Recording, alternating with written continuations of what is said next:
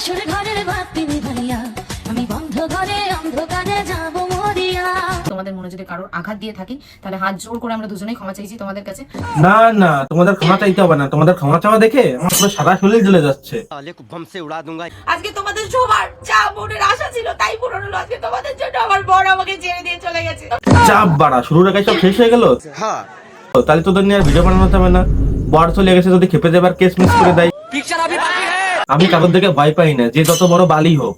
যে সাবলামি করবে আমি তার গার ভাঙবই।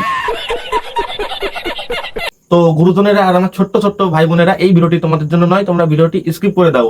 আর যারা ভিডিওটি দেখছো তারা অবশ্যই কানে ইয়ারফোনটি পরে নিও। তো চলো শুরু করা যাক।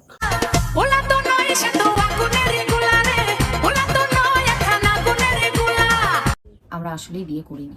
সে তো খুব ভালো কথা, কিন্তু বিয়ের নাটকটা কেন করলে? যে আমাদের সমাজ অনেকটা এগিয়ে গেছে, কিন্তু সেটা শুধু নামই।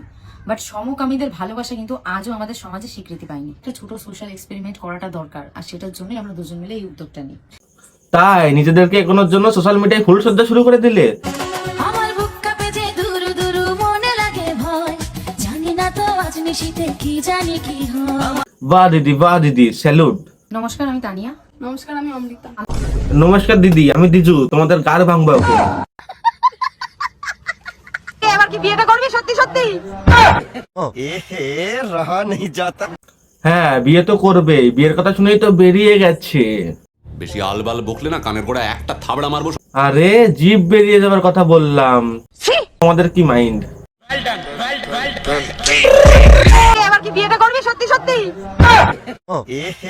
रहा नहीं जाता। দিদি, তোমার সাথেও ফুল সজ্জা করে খুব মজা পেয়ে গেছে, যার জন্য তোমাকে আরো ছাড়তেই চাই না। যাই হোক, এটা তোমাদের ব্যাপার, তোমরা যা খুশি করো। আমার তো শুধু কন্টেন্টের দরকার। তো আজকের ভিডিওটা এই পর্যন্ত। যদি ভিডিওটা ভালো লেগে থাকে তাহলে অবশ্যই লাইক, কমেন্ট, শেয়ার ও সাবস্ক্রাইব করে দিও। আবার দেখা হচ্ছে পরের কোনো ভিডিও। ততক্ষণ বাই।